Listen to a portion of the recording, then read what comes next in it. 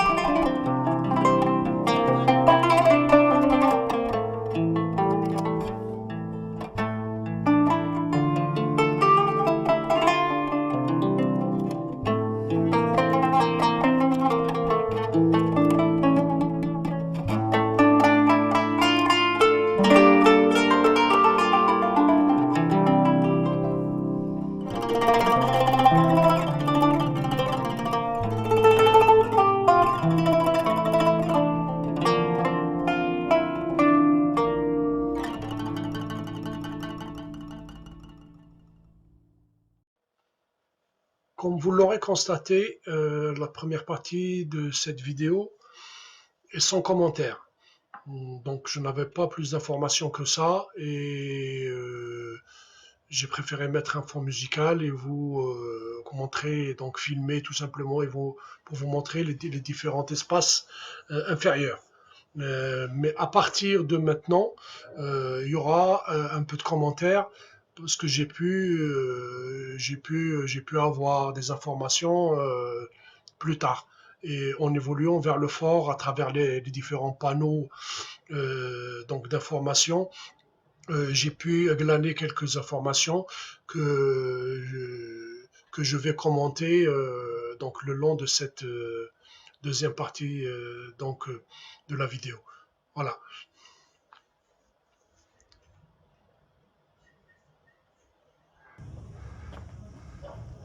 Donc là, l'accès à la partie supérieure, ce qui semble être la tour, d'où l'antenne téléphonique là, qui les mettent toujours, généralement les antennes téléphoniques, celles qui nous font du bien à la tête, parce qu'ils les mettent toujours sur les hauteurs. Et là, on arrive à la partie supérieure.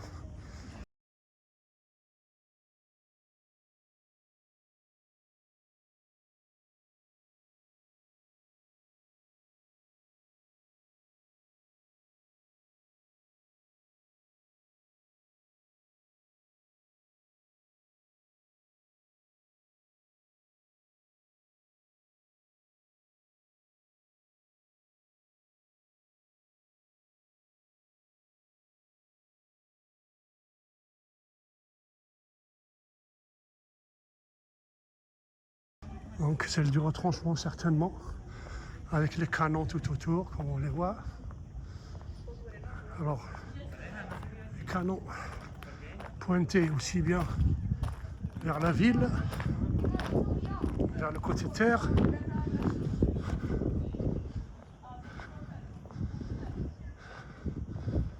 vers le côté terre, comme vous le voyez,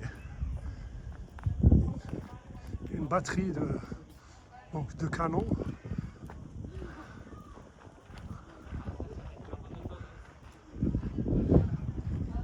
Celui-là, pointé vers la ville, et également côté mer. Côté mer, il n'en reste plus qu'un seul. Certainement, il y en avait sur les deux autres qui sont ici.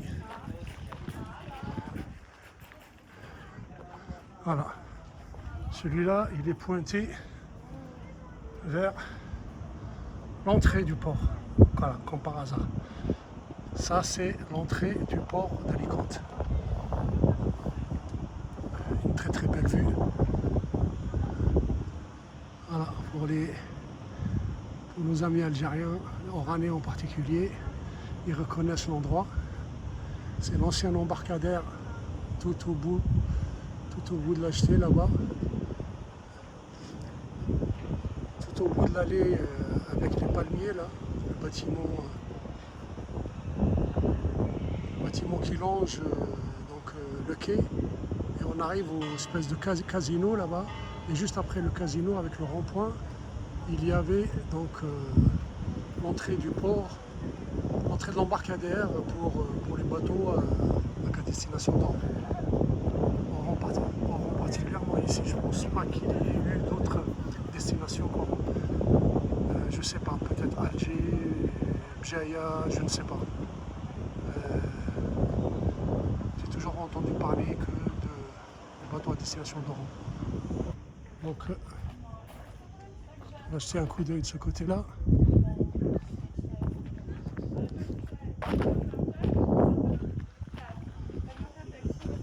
On a une belle vue sur les contrebas, les différents espaces qu'on a.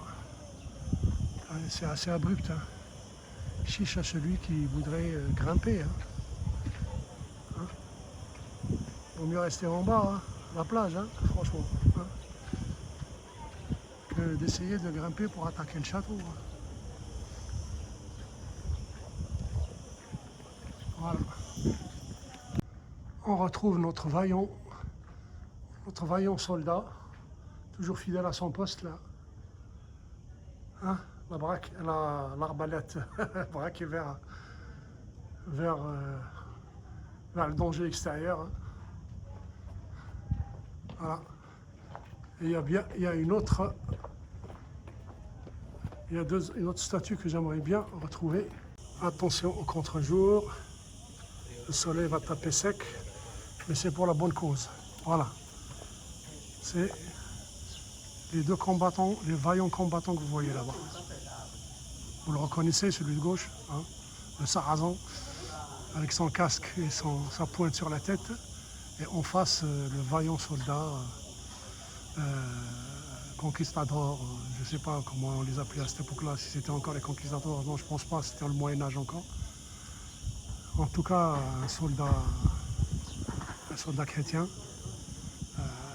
voilà, qui s'oppose. Et ça veut dire beaucoup de choses. Ça veut dire qu'il y a déjà eu des... Alors je ne sais pas si c'est l'un qui se protège contre l'autre, qui c'est le maître des lieux et l'assaillant, je ne sais pas. L'accès à cette pièce, c'est cette porte-là, mais malheureusement elle est fermée. Donc, comme quoi, beaucoup de parties sont fermées d'ailleurs. Alors j'aurais bien aimé en savoir davantage, donc d'après le peu d'informations que j'ai glanées, il semblerait que c'est un château qui date, comme la plupart des castillos espagnols, donc pas mal d'entre eux datent de l'époque romaine, qui ont été reprises et ils ont évolué avec les musulmans. Et puis après la période musulmane, qu'ils ont été repris donc successivement, progressivement plutôt, du nord vers le sud, donc par les Castillans, par les catholiques d'une manière générale, les armées catholiques, et qui ont aussi donc évolué sur le plan architectural, etc. L'époque musulmane n'a malheureusement pas laissé beaucoup de traces, j'ai pas l'impression, à part les palmiers bien sûr qui sont là, mais il y a certainement des parties qui sont fermées, beaucoup de parties sont fermées, et on ne sait pas trop. Voilà, ce qu'il aurait fallu, c'est suivre un guide, mais je ne sais pas si les guides restituent l'histoire dans sa véracité, dans son authenticité. Voilà. Allez. Je voudrais revenir un petit instant sur la question des espaces qu'auraient occupé les musulmans durant donc, la période de l'Andalus. À savoir entre 711 et 1492, donc date de la chute du dernier royaume musulman donc d'Espagne, à savoir le royaume de Grenade. Le document que vous voyez qui s'affiche devant vous vous a déjà été présenté lors de l'accès à la terrasse avec le panneau vous êtes ici. Donc il est en français, vous pouvez le lire donc tranquillement. Il explique bien cette question des espaces, des différents espaces durant la vie historique du château. Donc les musulmans auraient occupé apparemment, selon ce document, la partie supérieure. Qu'on appelait autrefois la Selloukia, portait le nom après Selokia en espagnol, qui vient du nom arabe Selloukia. Donc cette partie supérieure où se trouvait le donjon. Donc le donjon qu'on a appelé par la suite donc le macho, et qui servait, les donjons en général dans les châteaux forts servaient de zone de défense ou en cas d'attaque du château ou de retranchement. Quand les différents espaces ils ont été pris, les occupants du château évoluaient vers le haut jusqu'à se retrouver donc sur ce donjon donc pour mieux donc se protéger. Et un donjon qui a d'ailleurs évolué par la suite à travers le Moyen Âge et également durant donc la Renaissance. Une église qui a été édifiée également en 1463, l'église Santa Barbara, et dont le fort porte le nom, pardon. Un petit coin pause ici. Donc 2 ou 3 cafétérias comme celle-là. Pour se poser un peu, il fait très chaud. Comme vous le devinez, Alicante est une ville très chaude. Il faut vraiment s'approcher de la mer et encore. Voilà, un beau patio là ici pour se reposer, des chaises à l'ombre. On trouve cet espace comme ça à différents niveaux du château. Voilà. Voilà une petite visite donc du Castillo Santa Barbara, c'est son nom, donc domine la ville d'Alicante. Des touristes, pas mal de touristes, pas autant qu'en période normale. Hein. Corona oblige. Hein. Des Allemands, des Anglais, des Espagnols, beaucoup d'Espagnols, des Italiens, beaucoup d'Italiens. Des Maghrébins un petit peu. Il nous arrive d'en croiser. Bon, je ne vais pas polémiquer, mais franchement, j'en connais pas beaucoup qui ont eu l'idée de se dire en arrivant à Alicante, il y en a, hein, les Oranais, il y en a beaucoup. Hein. Tiens, on va un jour visiter le château là-haut. Pourtant, il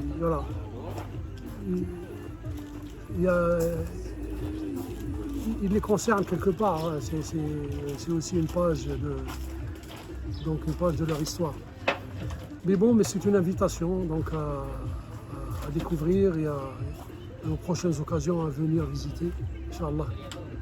Voilà, je vous invite franchement vous êtes de passage à Alicante, de passage ou si vous séjournez à Alicante pour une période de vacances ou franchement pour raisons professionnelles ou autres, franchement de prendre le temps et de monter là-haut et de visiter. Il y a plusieurs parties qui sont fermées qui concernent, semblerait-il, donc la période musulmane.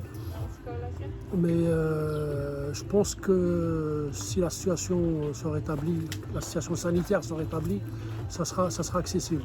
Donc ça sera possible.